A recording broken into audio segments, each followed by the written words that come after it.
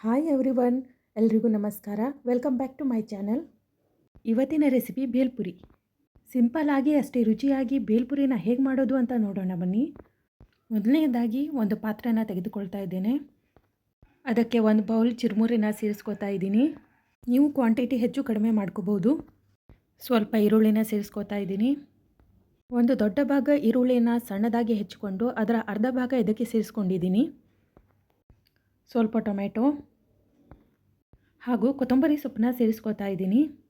ಇದಕ್ಕೆ ಒಂದು ಸೀಕ್ರೆಟ್ ಮಸಾಲಾನ ತಯಾರು ಮಾಡಿ ಸೇರಿಸ್ಕೋಬೇಕು. ಅದಕ್ಕೆ ಒಂದು ಪ್ಯಾನಲ್ಲಿ ಎಣ್ಣೆ ಕಾದ ಮೇಲೆ ಸಾಸಿವೆನ ಸೇರಿಸ್ಕೊತಾ ಇದ್ದೀನಿ. ಸಾಸಿವೆ ಸಿಡಿದ ನಂತರ ಉಳಿದ ಅರ್ಧ ಭಾಗ ಈರುಳ್ಳಿನ ಇಲ್ಲಿ ಸೇರಿಸ್ಕೊಂಡಿದ್ದೀನಿ. ಇದನ್ನು ಫ್ರೈ ಮಾಡ್ಕೋತಾ ಇದ್ದೀನಿ. ಕಂದು ಬಣ್ಣ ಬರೋ ಅಗತ್ಯ ಇಲ್ಲ. ಈರುಳ್ಳಿ ಫ್ರೈ ಆದ ನಂತರ ಸ್ವಲ್ಪ ಟೊಮೆಟೊ ಸೇರಿಸ್ಕೊತಾ ಇದ್ದೀನಿ. ಎರಡನ್ನೂ ಚೆನ್ನಾಗಿ ಫ್ರೈ ಮಾಡಿ ಸುಮಾರು 2 ಟೀ ಸ್ಪೂನಷ್ಟು ಹುಣಸೆಹಣ್ಣಿನ ರಸ ಸೇರಿಸ್ಕೊತಾ ಇದ್ದೀನಿ. ಹಾಗೂ ಸ್ವಲ್ಪ ಬೆಲ್ಲನ ಸೇರಿಸ್ಕೊತಾ ಇದ್ದೀನಿ. ಎರಡನ್ನೂ ಆಲ್ಮೋಸ್ಟ್ ಈಕ್ವಲ್ ಕ್ವಾಂಟಿಟಿಯಲ್ಲೇ ತೆಗೆದುಕೊಳ್ಬೇಕು. ಚೆನ್ನಾಗಿ ಫ್ರೈ ಮಾಡಿ ನಂತರ ಸ್ವಲ್ಪ ಅರಿಶಿನ ಪುಡಿ, ಟೀ ಸ್ಪೂನ್ ಖಾರದ ಪುಡಿ ಇವನ್ನೆಲ್ಲ ಮಿಕ್ಸ್ ಮಾಡ್ಕೊತಾ ಇದ್ದೀನಿ. ಒಂದು ಹಸಿಮೆಣಸನ್ನು ಸೇರಿಸ್ಕೊತಾ ಇದ್ದೀನಿ.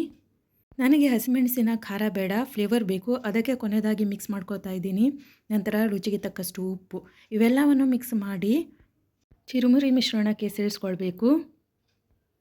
ಇದಕ್ಕೀಗ ಶೇವ್ ಸೇರಿಸ್ಕೊತಾ ಇದ್ದೀನಿ. ನಿಮಗೆ ಎಷ್ಟು ಬೇಕೋ ಅಷ್ಟು ಸೇರಿಸ್ಕೊಳ್ಬೋದು. ಹೊರಗಡೆ ಹೋಗಿ ತಿನ್ನುವುದಕ್ಕಿಂತ ಮನೆಯಲ್ಲೇ ಮಾಡಿ ತಿನ್ನೋದ್ರಿಂದ ರುಚಿಯಾಗಿರುತ್ತೆ ಹಾಗೂ ಶುಚಿಯಾಗಿಯೂ ಇರುತ್ತೆ. ಸ್ವಲ್ಪ ಟೊಮೆಟೊ ಕೆಚಪ್ ಸೇರಿಸ್ಕೊತಾ ಇದ್ದೀನಿ. ಎಲ್ಲವನ್ನು ಚೆನ್ನಾಗಿ ಮಿಕ್ಸ್ ಮಾಡ್ಕೋತಾ ಇದ್ದೀನಿ. ಉಪ್ಪು ಖಾರ ಸಿಹಿ ನಿಮ್ಗೆ ಹೇಗೆ ಬೇಕೋ ಹಾಗೆ ಅಡ್ಜಸ್ಟ್ ಮಾಡ್ಕೊಳ್ಳಿ. ತುಂಬ ಹೊತ್ತು ಮಿಕ್ಸ್ ಮಾಡ್ಕೋತಾ ಇರಬಾರ್ದು, ಚಿರುಮುರಿ ಮೆತ್ತಗಾಗುತ್ತೆ, ಅಷ್ಟೊಂದು ಟೇಸ್ಟ್ ಇರಲ್ಲ. ನಾನು ಮನೆಯಲ್ಲಿ ಇದೇ ರೀತಿ ಬೇಲ್ಪುರಿ ತಯಾರಿಸ್ತೀನಿ. ತುಂಬ ರುಚಿಯಾಗಿರುತ್ತೆ, ಎಲ್ಲರೂ ಇಷ್ಟಪಟ್ಟು ತಿಂತಾರೆ. ಬೇಲ್ಪುರಿ ರೆಡಿಯಾಗಿದೆ.